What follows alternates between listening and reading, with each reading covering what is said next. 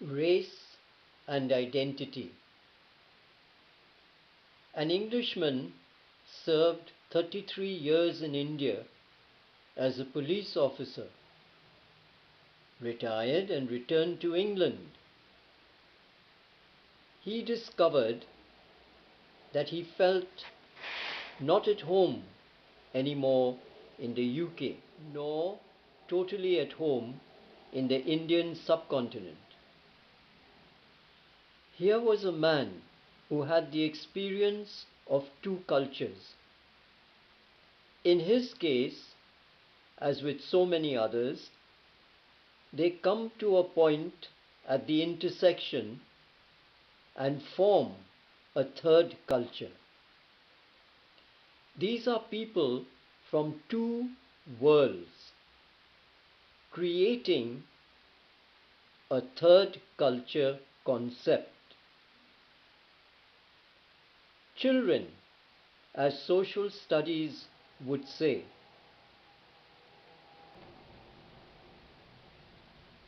are children of a new world.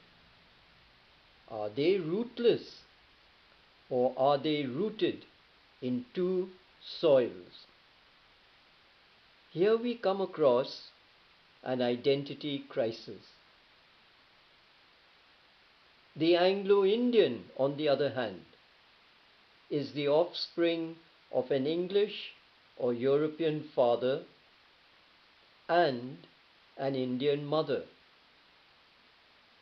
He had many names in the beginning, such as Eurasian, Britasian, and so on, till the term Anglo-Indian was officially recognized.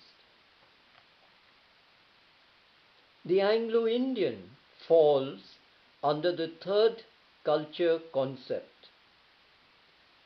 He too faces an identity crisis.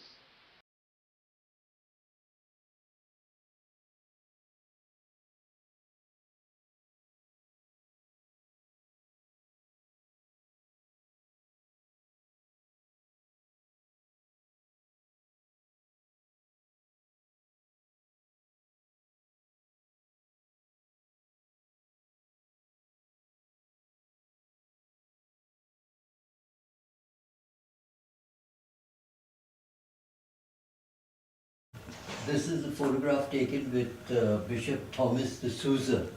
He's the new bishop now in Calcutta, and a very good friend of mine. And then of course this is a special little place for St. Anthony. This statue was also donated to me. Here we have Our Lady of Lourdes, specially kept in this showcase because it is a special statue of Our Lady of Lourdes. Here on this side of the wall is a photograph of the miracle, and what I like about it is that we have printed on Good Friday, 29th March 2013 at 5 p.m. a mysterious light appears on the altar at the Chapel of Divine Mercy, 3 Elliot Road. And well, that was a miracle. Now here we have the new renovated altar. The previous one had a dark blue background, you see, and there were more pictures on the wall, but the renovated one is final. That you have a lot of people visiting on Good Friday. Yeah. And many have said this has become the seventh church or one of the churches that they visit when they visit churches on Thursday and Friday during the Lenten period. How is the response? Well, we have always had people visiting. At that time it was known as the Home of Divine Mercy, you see. And people visiting churches and all after Monday, Thursday services, then on Good Friday up to noon in the afternoon, a lot of people visited. And this went on till the miracle took place. Then after that, I was told that it should be known, because of devotions and people coming here, it should be known as the Chapel of Divine Mercy. And so we made a new sign board and put it outside.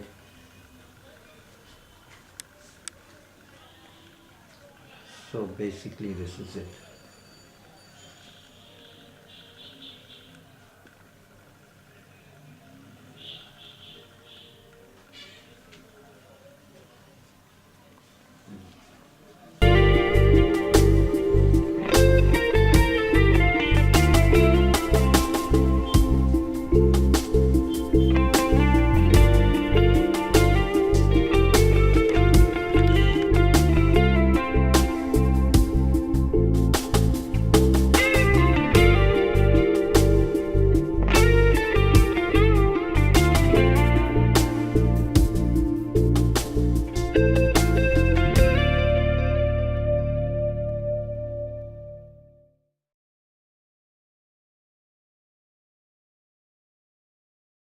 Time. Yeah, now. I remember there was a time when this young man from Australia came across, and that was a time when a lot of tourists were moving around the city and all, because it was the season for Christmas. So I was very happy that he came, because I had never seen him before and I didn't know who he was. But when he came, he introduced himself and he said, "You're Melvyn Brown." I said, "Yes, I'm Melvyn Brown." He said, "I know," he says, "I went on Google and I saw everything that you're doing, the prayers you write, the posters you make, the talks you give. I believe you're founder of some sort of movement." So I said, "Well, it's a Roman Catholic unification movement, you know." "Oh," he says, "nothing like the Tesi brothers based on ecumenism and all." I said, "No, no, no. When I got my permission, I had written to the Holy Father, that was Pope John Paul II, and I told him that I wanted to start a lay movement where the apostolate would be working with the Roman Catholic people. Charity begins at home.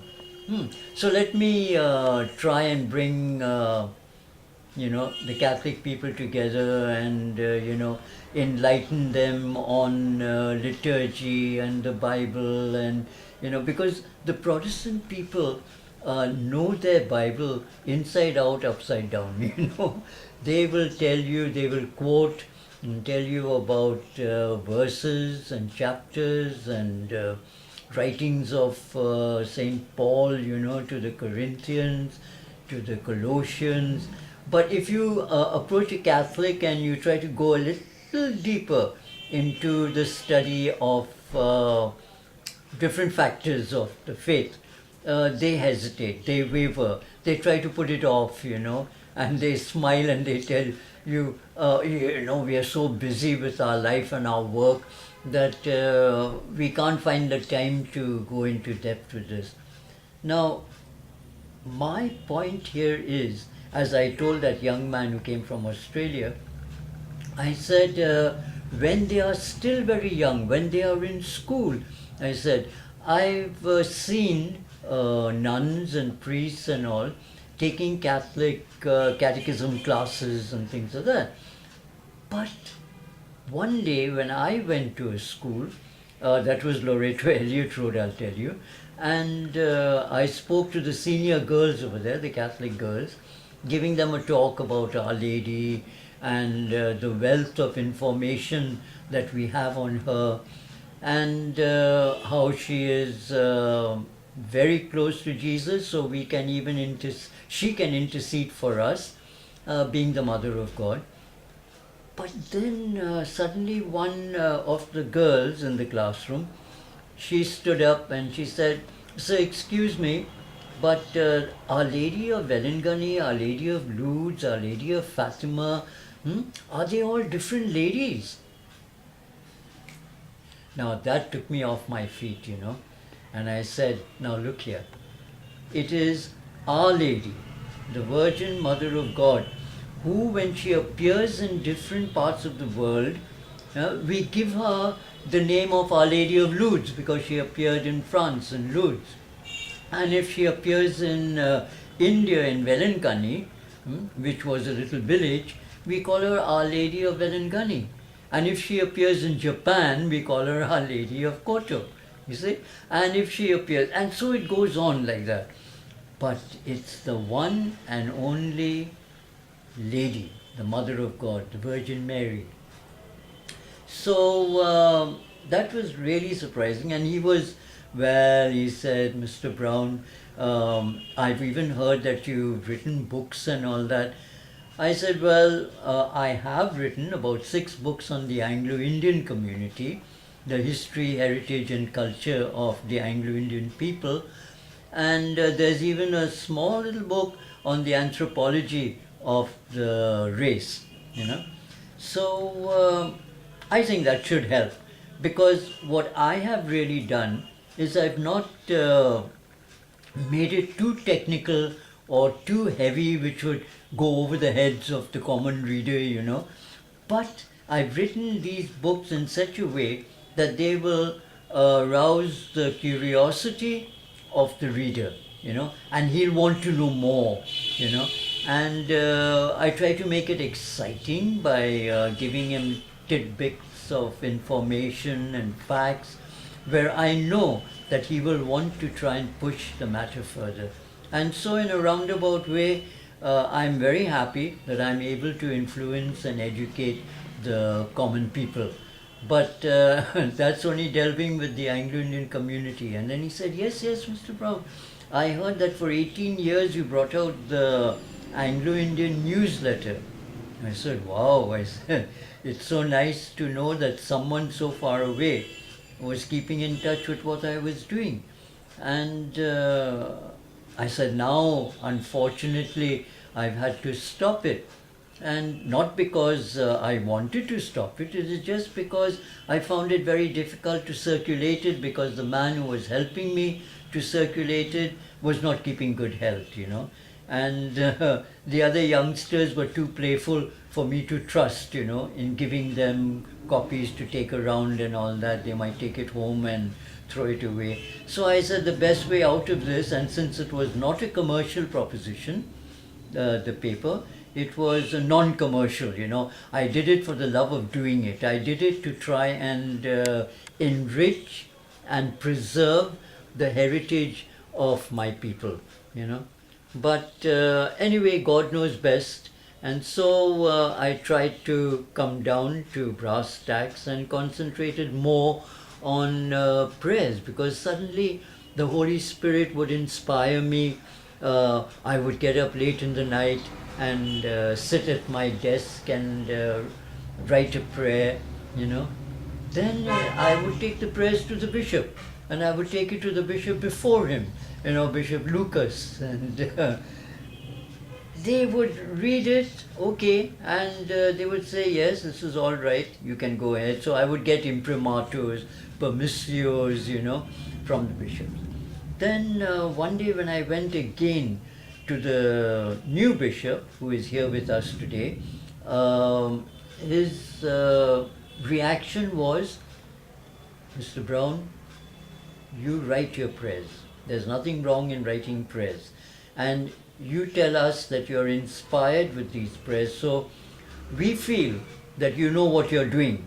The only thing is, give me a copy of the prayer before you circulate it everywhere or print it and all. He said, we'd be very happy to read it. So indirectly, the bishop has given me a sort of, permission to do what I have to do, because I know when the thing flows from me, I don't have so very often to rewrite or to, it just is there, being inspired work.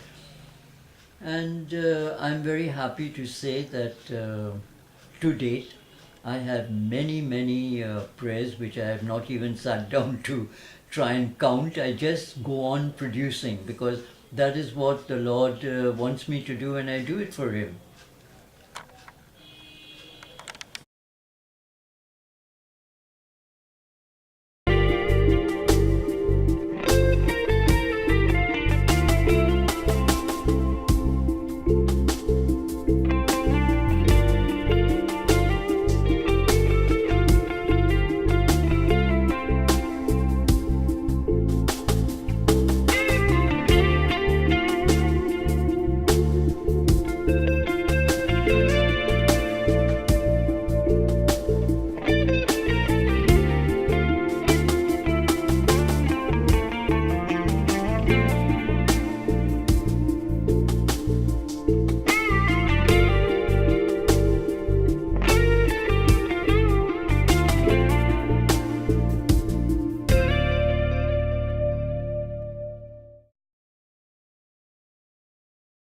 When I was in my early 20s, I created a storython. A storython which would mean telling a story, a fairy tale, with innumerable characters, and always remembering all of them spontaneously saying it, and for how long you could keep up with it without a break. So I introduced the idea to the statesmen. At that time they had a paper called the JS, Junior Statesman, and they were very happy with the idea, and they said, if you think you can do it, we will sponsor it. So they sponsored it, and I got a spot at St. Thomas's School, Kidapur. At that time Mr. Wise was the principal, you see, and I had the press which came down, and which was very, very fortunate that even the Tribune came, that they were here present at that time for some American cause, and when they heard about it, they also came across. And so I did it. I started, and without a pause, without a break, I went on for 3 hours 45 minutes and created a storython for the first time in the world. It had a beginning, it had a middle, and it had an end. And all the characters, there were 15 of them, I kept them in mind and built up a whole beautiful story for children. After that, of course, Melvyn Brown, the storyteller, was known throughout the city, and thanks to the Indo-American Society, they gave me a spot every Sunday to tell stories at the American Center to children, So I was happy to do that, and then I edited also a page for the children in their magazine called the Calcuttan. So those were really very exciting days, because at the same time I was on All India Radio, Akashvani as they call it, every Sunday, and I was known as Uncle Melvyn. I would tell stories to children. I would even take groups of children from the Loreto schools to see me at the studios. So I did that for a couple of years. That was the time when Calling All Children was a very famous spot, I think, on Akashvani. Then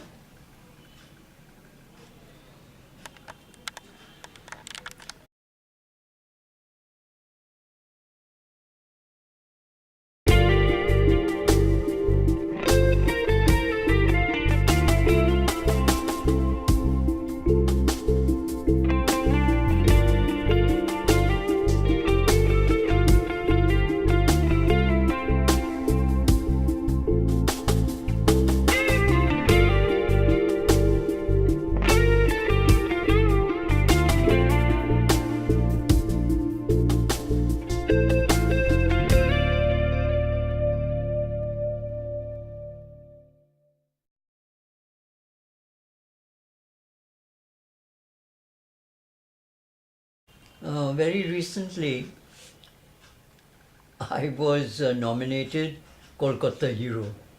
I was not the only Kolkata hero, I must tell you, but in my field of endeavor, I was called the Kolkata hero. There were others in the field of sports and medicine and social service work and all that. But now that was sponsored by the Times of India with the support of the Allahabad Bank. So I was really very happy to be honored with such a privilege. And I think that was the highlight of a lot of hard work that I did in trying to help the Anglo-Indian poor and destitute, because I used to give them whatever little I could have by way of food and clothes, and I helped them. I was never funded. I was never given aid by any organization. I just did it on my own merits, with my own savings, with my own money. And it just makes me feel good about it. It's not that I expected anything in return, or it's not that I went around begging, to help them. But it was that God had given me the opportunity to do something practical and helpful for the community. And well, there you are. They make me Kolkata hero.